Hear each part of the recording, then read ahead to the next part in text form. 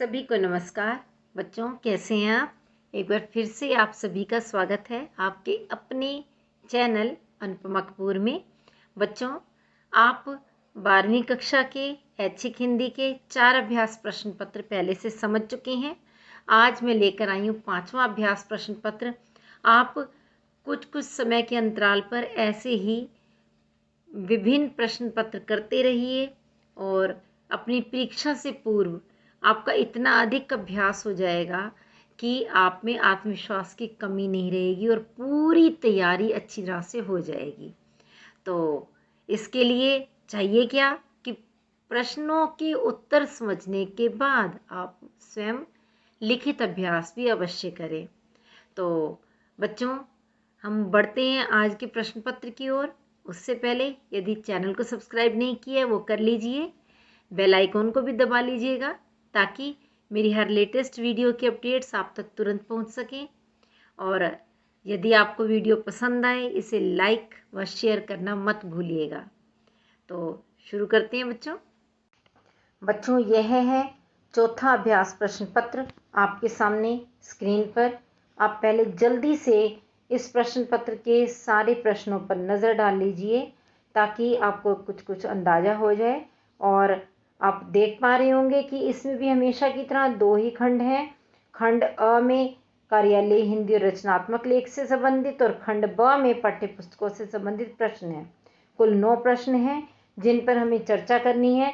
तो सबसे पहले प्रश्न की ओर हम बढ़ते हैं। पहला प्रश्न है रचनात्मक लेख का, जिसमें 3 विषय दिए गए हैं। कौन कौन से? भारत का मंगल मिशन, महिला सशक्तिकरण, बाल मजदूरी का अभिशाप। इन तीनों में से किसी एक पर आप स्वयं ही रचनात्मक लेख लिखेंगे। और दूसरा प्रश्न जो है वह है अपने क्षेत्र में पेयजल की समस्या की ओर ध्यानाकृष्ट करते हुए जल बोर्ड के अध्यक्ष को पत्र लिखना है, या फिर महिलाओं के साथ बढ़ती बलात्कार की घटनाओं पर चिंता प्रकट करते हुए किसी प्रमुख समाचार पत्र के संपादक को पत्र लिखना है। तो इन दोनों में से एक पत्र भी आपको स्वयं ही कर लेना है, क्योंकि आप पहले से ही पत्र लिखना सीख चुके हैं। प्रारूप आपको आता ही है। ऊपर और नीचे की पंक्तियां भी वही की वही रहती हैं, केवल बीच में थोड़ा सा बदलाव होता है। तो हम यहाँ बात करेंगे अब तीसरे प्रश्न से। तीसरा प्रश्न है कहानी में संवादों का क्या स्थान है? तो इसका उत्तर होगा कहानी में संवादों का बहुत ही महत्वपूर्ण स्थान है, क्योंकि बिना संवाद के तो कहानी के पात्रों की कल्पना ही नहीं कर सकते। संवाद कहानी के अंदर प्रमुख रूप से 2 काम करते हैं। एक कथा का विकास और दूसरे पात्रों के चरित्र को उजागर करना। तो इस प्रकार संवाद के द्वारा कहानी में गति आती है, बशर्ते कि संवाद संक्षिप्त हो, रोचक हो, पात्रों के अनुकूल हो। अगला प्रश्न है नाटक में टकराहट की स्थिति कब उत्पन्न होती है?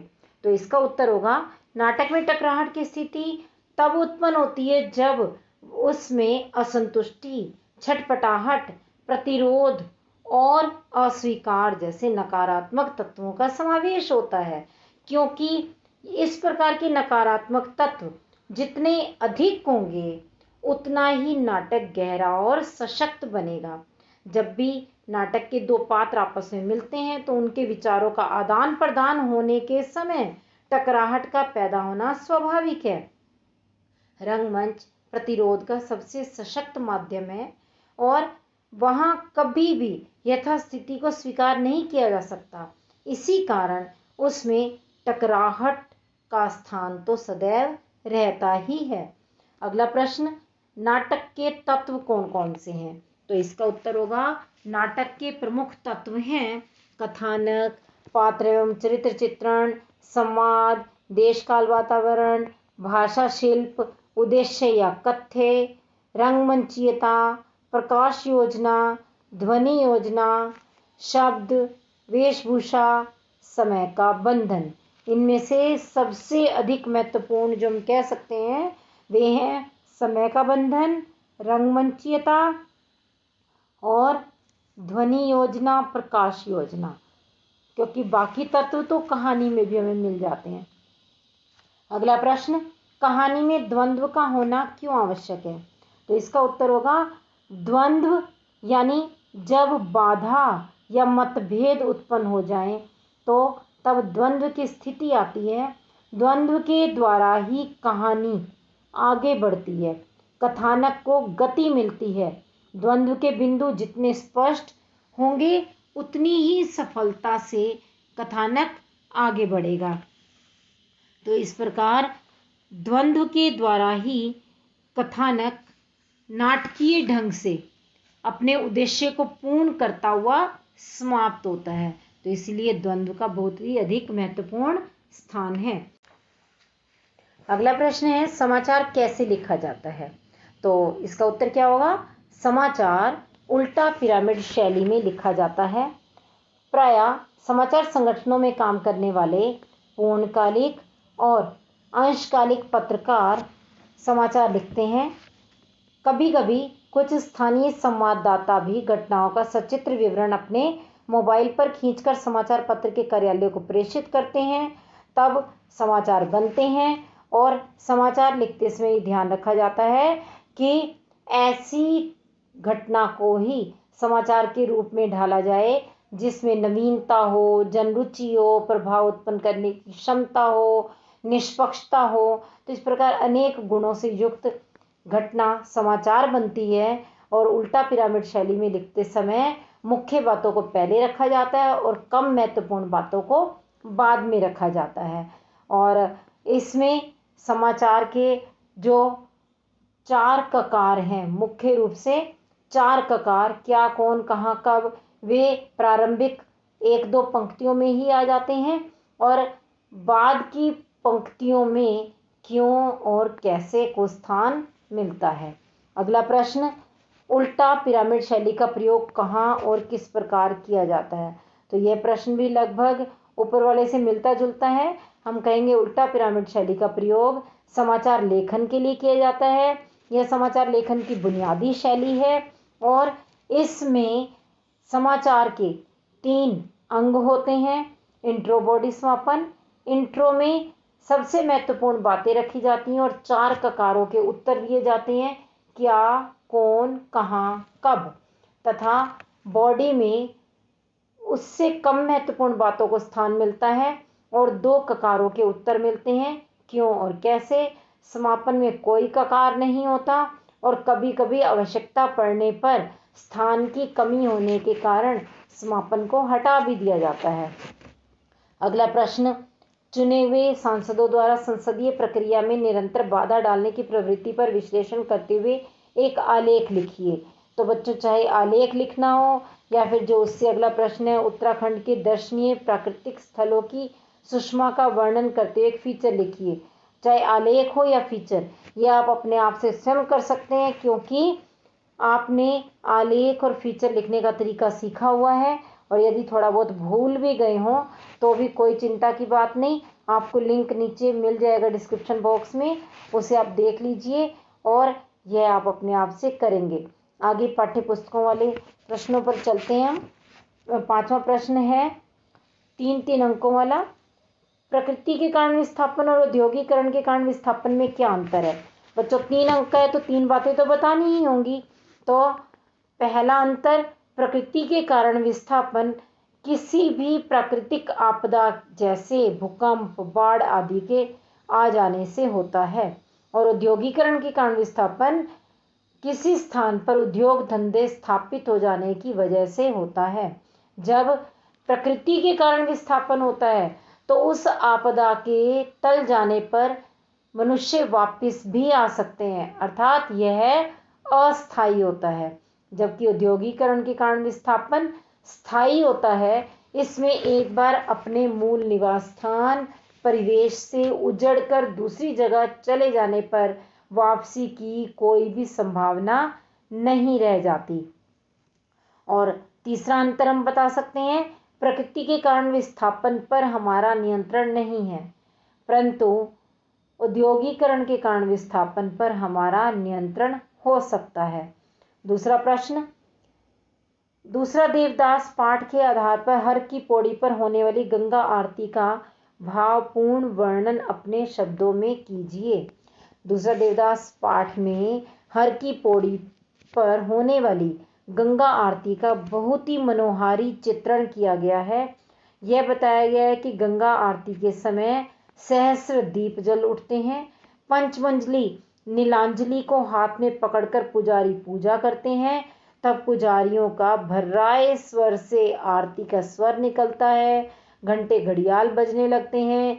दियों की जगमगाहट हो जाती है और ऐसे समय में श्रद्धालु दोनों में फूल, पैसे और दिया रख करके गंगा मैया में बहा देते हैं तथा गंगा पुत्र डुबकी लगा करके उन दोनों में रखे हुए पैसों को भी उठाकर अपने मुंह में भरते चले जाते हैं।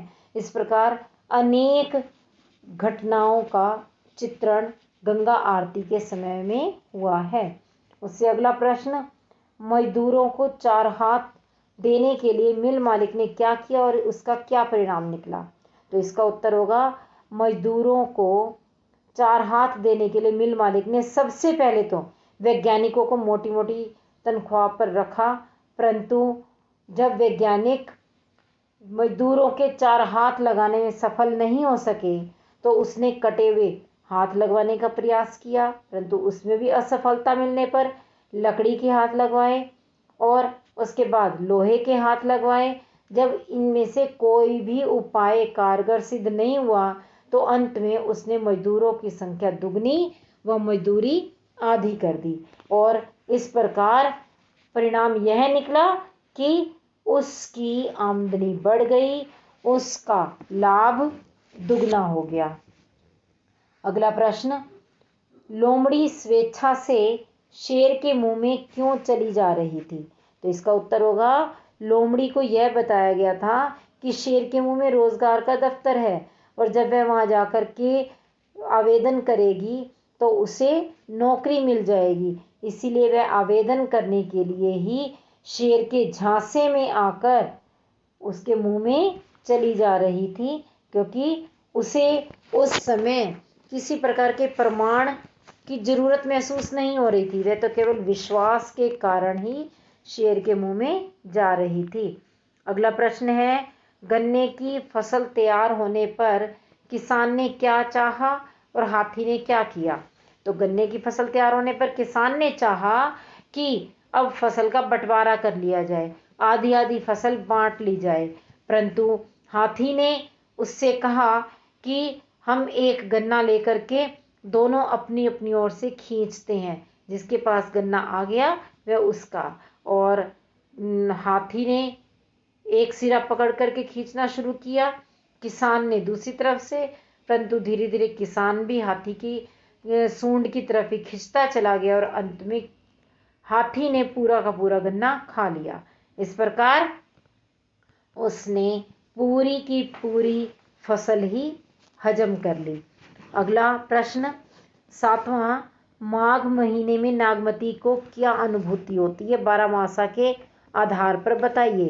तो माघ के महीने में बहुत अधिक पाला पड़ने लगता है, नागमती विरह में बुरी तरह से तड़पने लगती है, उसका शरीर तिनके के समान हो जाता है और उसे लगता है कि मैं इतनी कमजोर हो गई हूँ कि विरह रूपी अग्नि इस तिनके को भी जला डालना चाहती है, राख बना देना चाहती है और फिर पवन उस राख को भी उड़ा करके ले जाना चाहता है।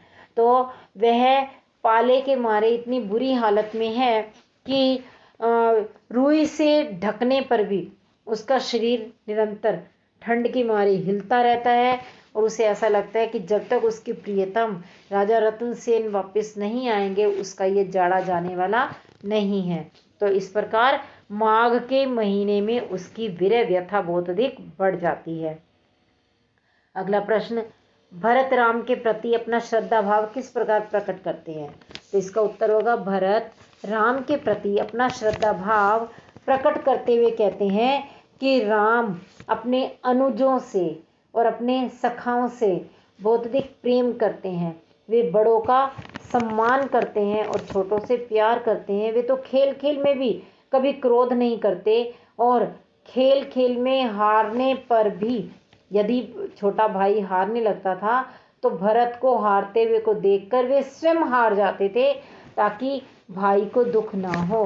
तो उनका स्वभाव इतना सरल, इतना निश्चल था कि उनके मार्ग के सांप और बिच्छू तक भी राम को देख करके अपने स्वभाव की तीक्ष्णता, अपने स्वभाव की भयंकरता छोड़ देते थे और वे भी सरल भाव के बन जाते थे। तो इस प्रकार राम के प्रति भरत ने पूर्ण श्रद्धा, सम्मान व प्रेम का प्रदर्शन किया है।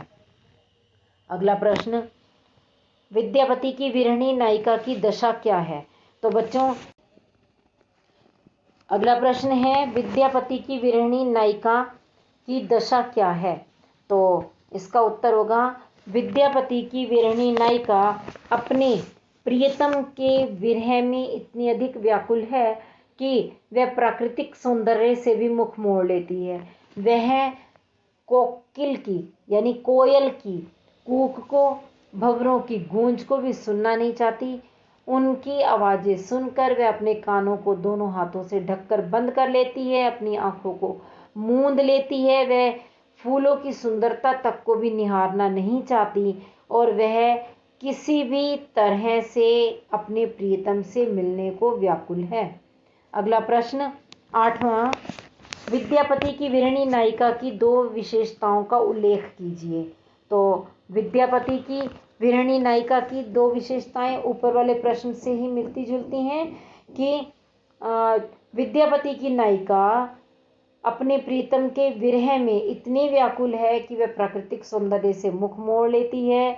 उसे ऐसा लगता है कि उसका वह प्रेम हर पल नया होता जा रहा है, जिसका वह किसी और के आगे बखान भी नहीं कर सकती और वह अपने प्रियतम के वियोग में इतनी अधिक दुबली हो गई है कि वह किसी तरह से धरती पर बैठ तो जाती है, परंतु अधिक कमजोरी के कारण उससे फिर खड़े नहीं हुआ जाता। वह इधर उधर डोलती फिरती है और किसी ना किसी तरीके से वह अपने प्रीतम के दर्शन करना चाहती है। अगला प्रश्न, विरहिणी नागमती अपनी व्यथा का संदेश परदेशी पति के पास कैसे पहुंचाना चाहती है? तो इसका उत्तर होगा, विरहिणी नागमती अपनी व्यथा का संदेश परदेशी पति के पास कोयल और भंवरे के माध्यम से पहुंचाना चाहती है। वह उनसे यह कहती है कि हे कोयल, हे भंवरे, जाकर मेरे पति से कह देना कि तुम्हारी पत्नी यानी नागमती विरह की आग में जलकर राख हो गई और उसके जलने से जो धुआं उठा, उस धुएं के लगने से हमारा रंग काला पड़ गया। तो इस प्रकार यहाँ वह ऊहात्मक शैली में अपने विरह को अतिशयोक्तिपूर्ण ढंग से अपने पति के पास संदेश भेजना चाहती है। अगले 9वें प्रश्न पर पहुंचते हैं। बच्चे का माँ का दूध पीना केवल दूध पीना नहीं, माँ से बच्चे के सारे संबंधों का जीवन चरित्र होता है। कैसे? बिस्कोहर की माटी के आधार पर बताइए। तो बच्चे का माँ का दूध पीना सिर्फ दूध पीना नहीं, माँ के साथ सारे संबंधों का जीवन चरित्र इसलिए होता है क्योंकि बच्चा जब दूध पीता है तो माँ के पेट का स्पर्श भी करता है और वह माँ के पेट में बहुत अधिक सुरक्षित महसूस करता है। माँ की गोदी में वह लेटा हुआ, पेट का स्पर्श करता हुआ इतना अधिक सुरक्षित महसूस करता है जिससे कि जड़ से चेतन होने की स्थिति हो जाती है और यही मानव जन्म की सार्थकता है। उसे दूध के माध्यम से ही पूर्ण पोषण मिलता है, उसका पूरा पूरा विकास होता है। अगला प्रश्न है, विश्वनाथ पर क्या अत्याचार हो गया? तो विश्वनाथ पर यह अत्याचार हुआ कि जब उनका छोटा भाई आ गया तो माँ के दूध पर अधिकार छोटे भाई का हो गया और विश्वनाथ को गाय के बेस्वाद दूध से गुजारा करना पड़ा। वे दूध कटहा हो गए। उनकी देखभाल का पूरा जिम्मा कसेरिन दाई को दे दिया गया। 3 बरस तक वे दाई के ही संपर्क में रहे और माँ से उनकी थोड़ी सी जो दूरी हुई, यही दूरी उन्हें अत्याचार के समान लगी, इसीलिए उन्होंने कहा कि उन पर अत्याचार हो गया। अगला प्रश्न है, अपना मालवा पाठ में हमारा ध्यान किस समस्या की ओर आकर्षित किया गया है? तो अपना मालवा पाठ में हमारा ध्यान पर्यावरण की समस्या की ओर आकर्षित किया गया है। मालवा क्षेत्र के जनजीवन की दुर्दशा को भी दर्शाया गया है। पर्यावरण संबंधी समस्याओं को तो केंद्र में रखा ही गया है, साथ ही साथ प्राकृतिक आपदाओं, तकनीकी और प्रौद्योगिकी विकास पर भी प्रहार किया गया है, जिसके चलते कि ग्रामीण और कस्बाई क्षेत्रों की अस्मिता तक नष्ट हो रही है। इस प्रकार इन सभी समस्याओं की ओर ध्यान दिलाना लेखक का उद्देश्य रहा है। बच्चों, समझ लिया आपने प्रश्न पत्र? आ गया होगा आपको अवश्य ही। लेकिन यदि कहीं से कोई परेशानी रह गई है, कोई चीज़ नहीं समझ में आई, आप मुझसे पूछ सकते हैं। कमेंट बॉक्स में लिख करके बताइए, मैं आपकी समस्या को दूर करने की कोशिश करूंगी। और इसी तरह से अभ्यास प्रश्न पत्र करते करते आप इतना अधिक आत्मविश्वास से भर जाएंगे कि ये परीक्षा तो आपके लिए चुटकियों का काम हो जाएगा। और आपने स्वयं भी महसूस किया होगा कि अनेक प्रश्न तो बार बार आ रहे हैं, इसका मतलब वे बहुत अधिक महत्वपूर्ण हैं और आपको परीक्षा के लिए उन्हें अच्छी तरह से तैयार कर लेना है। तो ठीक है बच्चों, लगे रहिए, मेहनत करते रहिए और हम फिर मिलेंगे अगले वीडियो में अगले अभ्यास प्रश्न पत्र के साथ। नमस्कार, धन्यवाद।